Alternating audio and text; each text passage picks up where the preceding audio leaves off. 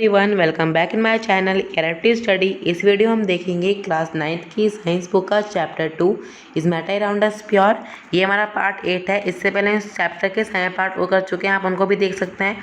तो यहाँ पे हमारा चल रहा था separating the component of a mixture. इसके काफ़ी सारे पार्ट हैं, तो आज हम करेंगे 2.3.8 और सब हम कर चुके हैं। हमारा लास्ट पार्ट है 2.3.8 2.3 का।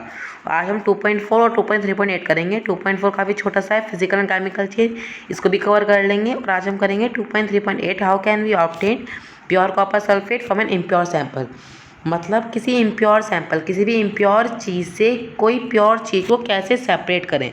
जैसे कि मान लो कोई इम्प्योर कोई सॉल्यूशन है, कॉपर सल्फेट आपने उसके अंदर मिला रखा है, तो उसके अंदर से आप कॉपर सल्फेट कैसे निकालोगे, है ना। प्योर कॉपर सल्फेट आप उसके अंदर से कैसे निकालोगे, तो ये चीज़ हम यहाँ पे सीखेंगे कि इस वाले प्रोसेस का क्या नाम है। इस वाले प्रोसेस का नाम है क्रिस्टलाइजेशन। पर हम समझेंगे अभी क्रिस्टलाइजेशन का प्रोसेस क्या है एक्टिविटी 2.9 के द्वारा।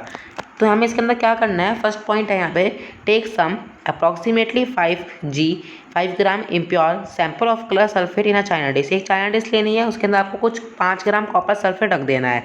उसके बाद थोड़े से पानी, मतलब मिनिमम अमाउंट ऑफ वाटर, थोड़े से पानी में उसको मिला देना है। फिर जो हमारा सॉल्यूशन बनेगा, है ना, पानी मिलाने के बाद हमारा सॉल्यूशन बनेगा, आपको उसको फिल्टर करना है और उसमें से जो भी इम्प्योरिटीज़ है उसको निकाल देना है।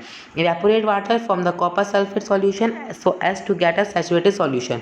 उसके बाद हम उसे इवेपोरेट करेंगे, है ना। जो हमारा सॉल्यूशन तैयार हो गया है कंटेनर में, उसके बाद आपको उसे हीट देनी है नीचे से, है ना। आप हीट देना, वो इवेपोरेट होना शुरू हो जाएगा।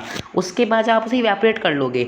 इवेपोरेट करने के बाद आप देखोगे उसके अंदर आपको जो चीज़ पड़ी दिखाई देगी, जो मिक्सचर आपको उसके अंदर बचा हुआ दिखेगा, वो एक तरह का सैचुरेटेड सॉल्यूशन होगा।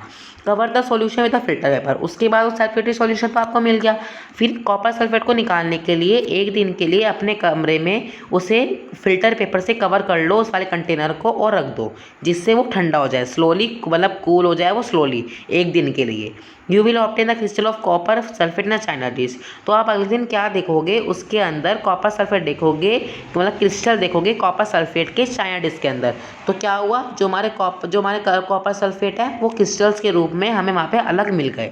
तो क्रिस्टलाइजेशन के प्रोसेस से आप यहाँ पे कॉपर सल्फेट को अलग कर सकते हो। This process is called crystallisation process. The crystallisation method is use to purify solids. जो ये क्रिस्टलाइजेशन मेथड है, ये सॉलिड्स को प्योरीफाई करने में यूज आता है, काफ़ी इंपॉर्टेंट मेथड है।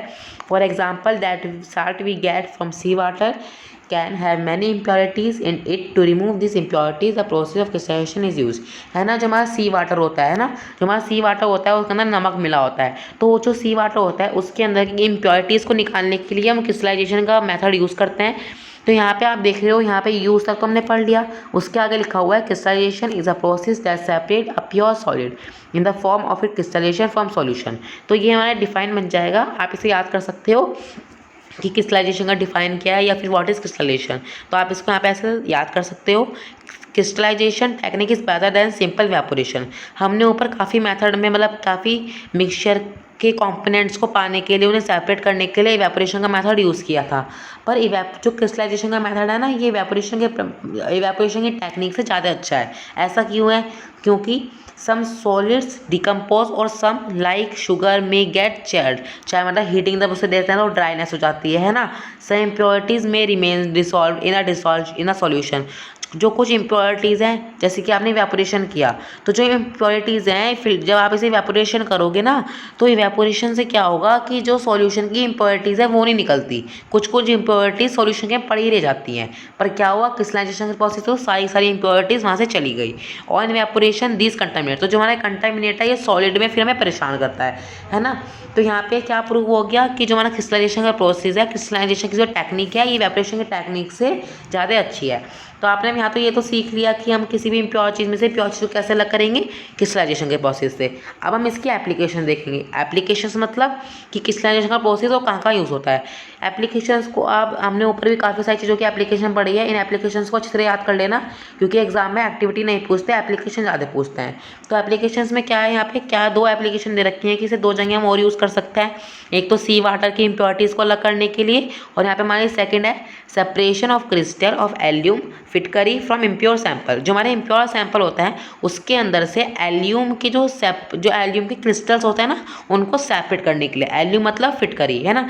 इम्प्योर सैंपल सैंपल में से फिटकरी को अलग करने के लिए हम क्रिस्टलाइजेशन का मेथड यूज़ करते हैं। तो यहाँ पे हमने इसकी एप्लीकेशन पढ़ ली। तो हम यहाँ पे अब एक चीज़ और पढ़ेंगे जो कि काफ़ी इंपॉर्टेंट है। Thus by choosing one of the above method according to the nature of the component for mixture we get a pure substance, है ना। अगर हम इनमें से कोई एक मेथड चूज करते हैं नेचर के according of the component for mixture के कंपोनेंट्स को अलग करने के लिए, तो हमें एक प्योर सब्सटेंस मिल जाता है इन मेथड के द्वारा। इन मेथड को यूज़ करके हम किसी भी मिक्सचर को अलग कर सकते हैं। विद एडवांसमेंट इन टेक्नोलॉजी में जैसे जैसे डेवलपमेंटल आ रहा है, जैसे जैसे टेक्नोलॉजी हमारी एडवांसमेंट हो रही है, मतलब डेवलप आ रहा है टेक्नोलॉजी में, उसी हिसाब से जो हमारी ये सब टेक्निक्स हैं, ये सब जो हमारे मेथड है, इनके अंदर भी काफ़ी ज़्यादा डेवलपमेंट आया है, काफ़ी ज़्यादा एडवांसमेंट आई है। तो यहाँ पे आगे लिखा हुआ है इन सिटीज़, मतलब शहरों के अंदर in cities drinking water is supplied from water work. जो घरों में पानी जाता है वो वाटर वर्क एक है, वाटर वर्क के द्वारा जाता है ना। वाटर वर्क नीचे हम उसका डायग्राम देखेंगे, उसके द्वारा वाटर वर्क को अच्छी तरह समझ पाओगे। काफ़ी इंपॉर्टेंट डायग्राम है और एग्जाम में देखा भी गया है। A flow diagram of a typical water work is shown figure 2.13 from this figure write down the process involve, है ना। इसके अंदर जो प्रोसेस हुआ आप उसे अच्छी तरह लिख लेना क्योंकि काफ़ी इंपॉर्टेंट है। इन्होंने खुद ही कहा है, देखो यहाँ पे वाला जो प्रोसेस है इसे अच्छी तरह नोट कर लेना, है ना। तो यहाँ पे क्या है, यहाँ पे वाटर जो हमारा ये है वाटर वर्क का प्रोसेस, इसके अंदर क्या है, जैसे कि आपने यहाँ पे रिजॉर्वर लिया, रिजॉर्वर हमारा ये वाटर है ना। वाटर के अंदर काफ़ी सारी यहाँ पे मिट्टी भी है, मान लो यहाँ पे कंकड़ वंकड़ पड़े रहता है, जो ज़मीन के अंदर से पानी निकला, रिजॉर्वर निकला है ना। तो उसे क्या होता है, पहले वो सेडिमिनेशन टैंक में जाके सेडिमिनेशन टैंक में जाके उसके अंदर के जो पत्थर कंकड़ होता है वे अलग हो जाते हैं। उसके बाद वो जाता है यहाँ पे लोडिंग टैंक में। लोडिंग टैंक में जाके क्या होता है, जो वाटर के अंदर मिला हुआ है, जो वाटर के अंदर गंदी चीज़ें मिली हुई हैं जैसे कि मिट्टी या फिर कोई और चीज़ मिली हुई है, वो चीज़ यहाँ पे लोडिंग टैंक में अलग हो जाती है। फिर आता है यहाँ पे फिल्ट्रेशन टैंक। फिल्ट्रेशन टैंक में हर चीज़, अगर आपको यहाँ पे कोई पत्थर भी रही है ना फिल्ट्रेशन टैंक में, वो चीज़ भी अलग हो जाएगी। यहाँ पे आपकी सभी की सभी मिट्टी विट्टी सब चीज़ें, है ना, क्रॉस ग्रेवल सभी चीज़ें यहाँ पे अलग हो जाएंगी।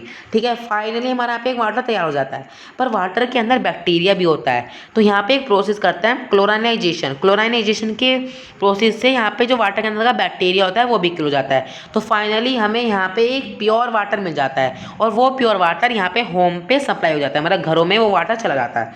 तो आप देख सकते हो ना, पहले क्या हुआ, यहाँ पे वाटर था, फिर यहाँ पे इसे सेडिमिनेशन टैंक में हमने करा, फिर लोडिंग टैंक में और फिर फिल्ट्रेशन टैंक में। फाइनली यहाँ पे हमने बैक्टीरिया को किल करा क्लोराइजेशन से और फिर ये हमारा होम में सप्लाई होने के लिए तैयार हो गया। तो इस हिसाब से वाटर वर्क का डायग्राम यहाँ पे इन्होंने शो कर रखा है। तो यहाँ पे हम आगे समझेंगे फिजिकल चेंज और केमिकल चेंज। फिजिकल चेंज और केमिकल चेंज में काफ़ी इंपॉर्टेंट टर्म है और काफ़ी ईजी भी है। In the previous chapter we have learn about a few physical properties. हमने पिछले चैप्टर में फिजिकल प्रॉपर्टी के बारे में पढ़ा है, मैटर की फिजिकल प्रॉपर्टी। मैं उसका लिंक आपको डिस्क्रिप्शन में दे दूंगा, अगर आपने चैप्टर 1 नहीं पढ़ा है तो हम वहाँ से पढ़ सकते हो। तो उसके अंदर क्या था, हमने फिजिकल प्रॉपर्टीज़ के बारे में पढ़ा था, जो कि मैटर की फिजिकल प्रॉपर्टी होती है, केमिकल प्रॉपर्टी होती है। फिजिकल प्रॉपर्टी हम पढ़ चुके हैं। तो उसके अंदर क्या हुआ, the properties that can be observe and specify like colour. तो यहाँ पे उन्होंने हमें फिजिकल प्रॉपर्टी कुछ नाम बताए हैं, colour, hardness, rigidity, fluidity, density, है ना, कुछ ऐसे नाम बताए हैं। तो आप यहाँ पे क्वेश्चन के रूप में भी इसे याद कर सकते हो कि एग्जाम में पूछ लिया कि कुछ फिजिकल प्रॉपर्टीज़ के नाम बताओ, तो आप यहाँ से लिख सकते हो। ठीक है, याद कर लेना फिजिकल प्रॉपर्टीज़ के नाम। The inter conversion of states is physical change because these changes occur without a change in composition and no change in the chemical nature of the substance. देखो यहाँ पे चैप्टर ने फिजिकल और change और chemical change काफ़ी अच्छे से समझाया है, पर पहले हम इसे थोड़ा सा बेसिकली समझ लेते हैं, मतलब ऊपर थोड़ा समझ लेता है कि फिजिकल चेंज और केमिकल चेंज क्या होता है। देखो जैसे कि आपने यहाँ पे लिया सॉलिड है, लिक्विड है और गैस है। तो फर्स्ट चैप्टर में हमने स्टेट को चेंज करना सीखा था। तो क्या था, जैसे कि सॉलिड मान लो यहाँ पे आइस है और लिक्विड हमारे यहाँ पे वाटर है और गैस हमारे यहाँ पे वो है वेपर है। ठीक है, कार्बन डाइऑक्साइड या कुछ भी है, वेपर है। ठीक है, तो आपने सॉलिड से लिक्विड में चेंज किया, लिक्विड से गैस में चेंज किया, है ना। वाटर की केमिकल प्रॉपर्टी क्या है, H2O। ठीक है, पर आपने देखा कि अगर आपने जो वाटर था यहाँ पे, जो हमारा आइस था, ये H2O है। जब ये वाटर बना जब भी ये H2O है, और जब ये गैस बना जब भी ये H2O है। तो इस वाली चीज़ को हम कहते हैं फिजिकल चेंज। पर अगर ये H2O से कुछ CO2 या फिर कुछ और केमिकल प्रॉपर्टी बन जाता तो उसे हम कहते हैं केमिकल चेंज। तो आप फिजिकल चेंज और केमिकल चेंज तो आप अच्छे से समझ ही गए। अब हम इसे चैप्टर से समझेंगे। तो यहाँ पे चैप्टर में क्या दे रखा है, the inter conversion of state is a physical changes use this changes occur without a change in composition and no change in the chemical nature of the substance, है ना। जैसे कि मैंने भी आपको बताया वही चीज़ यहाँ पे लिखी है। Although ice water, water vapour all look different, ये सभी चीज़ें डिफरेंट तो दिखती हैं। यहाँ पे आपको आइस दिख रही है, यहाँ वाटर दिख रहा है, यहाँ गैस दिख रही है, पर जो इनका केमिकल है वो सब सेम है ना, H2H2O ही है, केमिकल है इनका सेम है। तो इस चीज़ को हम कहेंगे physical change. Both water and cooking oil liquid. अब यहाँ पे उन्होंने हमें एग्जाम्पल दिया है वाटर का और कुकिंग ऑयल का। देखो वाटर और कुकिंग ऑयल दोनों ही चीज़ें केमिकल है ना, केमिकल है, कोई सॉलिड तो है नहीं, दोनों चीज़ें केमिकल हैं, पर दोनों के बीच में काफ़ी ज़्यादा चेंज, मतलब काफ़ी ज़्यादा करैक्टरिस्टिक्स हैं। तो वो क्या क्या है, जैसे कि आप देख सकते हो वाटर और ऑयल का जो वो है कलर है वो चेंज होता है। वाटर थोड़ा भारी होता है, ऑयल थोड़ा हल्का होता है, ये चीज़ भी हम जानते हैं। और आप ऑयल से आग लगा सकते हो, वाटर से आग बुझा सकते हो। तो इनके अंदर यहाँ पे कुछ डिफरेंस भी हम देख सकते हैं, पर दोनों चीज़ें हैं केमिकली है। It is the chemical property of oil that make it different from water. Burning is a chemical change. Burning एक तरह का केमिकल चेंज है। बर्निंग के प्रोसेस में क्या होता है, बर्निंग के केमिकल में क्या होता है, during this process one substance react with another to undergo a change in chemical composition. तो जो एक सब्सटेंस है ये रिएक्ट करता है दूसरे सब्सटेंस को, और इसे रिएक्ट करता है मतलब अंडरग्रो एक केमिकल कॉम्पोजिशन हो जाता है ना, केमिकल चेंज कर देता है ये जो हमारा ये बर्निंग है। Chemical change bring change in the chemical properties of matter and we get new substances. जो केमिकल चेंज है ये मैटर में केमिकल प्रॉपर्टीज को चेंज कर देता है और हमें एक अलग तरह का सब्सटेंस मिल जाता है ना। जैसे मैंने बताया H2O से CO2 बन गया, उसे हम कह देंगे chemical change. A chemical change is also called a chemical reaction. Chemical change का एक दूसरा नाम भी है जिसे आप कह सकते हो chemical reaction. During burning of candle both physical and chemical change take place. अब आपको यहाँ पे एक बहुत इंपॉर्टेंट एग्जांपल दिया कैंडल का, मोमबत्ती का, है ना। इस मोमबत्ती से आप फिजिकल चेंज और केमिकल चेंज को दोनों को समझ सकते हो। तो ये भी हम यहाँ पे समझ लेते हैं। यहाँ पे हमारी ये कैंडल है ना। कैंडल का मान लो कोई भी केमिकल चीज़ है, जैसे वाटर की H2 है ना, ऐसी केमिकल की मान लो कुछ भी है। तो जो आपने यहाँ पे जो ये है हमारी मोमबत्ती, इसका बन जाएगा मोम, है ना। मोम भी उसी केमिकल का है जिस केमिकल की यहाँ पे हमारी मोमबत्ती थी। पर अगर आप मोम को भी जलाओगे, मोम को भी हीट दोगे तो वो अलग चीज़ में आ जाएगा, है ना। तो यहाँ से मोमबत्ती से जो हमारा मोम बना ये है फिजिकल चेंज, और जो मोम से यहाँ पे दूसरी चीज़ बनी ये है केमिकल चेंज, है ना। मोम से ये भी दूसरी चीज़ बनी तो इन्होंने अपना केमिकल चेंज कर लिया। और जब ये मोमबत्ती से मोम बनी तो इसने अपना फिजिकली, मतलब इसने अपना केमिकल चेंज नहीं करा, बस इसने अपना स्टेट चेंज करा। तो आप यहाँ पे फिजिकल चेंज और केमिकल चेंज तो समझ ही गए होंगे। तो यहाँ पे हमने देखा physical change, chemical change, water work देख लिया, यहाँ पे देख लिया इम्प्योर और प्योर चीज़ों को कैसे अलग करेंगे, है ना। तो अगले पार्ट में हम पूरे चैप्टर को कंप्लीट कर लेंगे। पार्ट 9 में what are the type of pure substances हैं, टाइप्स पढ़ेंगे हम प्योर सब्सटेंसेज के, बहुत इंपॉर्टेंट है। इन्हें हम बहुत ईजी भी हैं, एलिमेंट्स कंपाउंड्स काफ़ी जल्दी ये इंपॉर्टेंट हो जाएंगे। तो पार्ट 9 में हम सारा चैप्टर कंप्लीट कर लेंगे। तो मिलते हैं अगले पार्ट में। तो इस वीडियो में बस इतना ही। अगर आपको वीडियो अच्छी लगी हो तो चैनल को सब्सक्राइब करना, वीडियो को लाइक शेयर एंड कमेंट करना। Thank you for watching.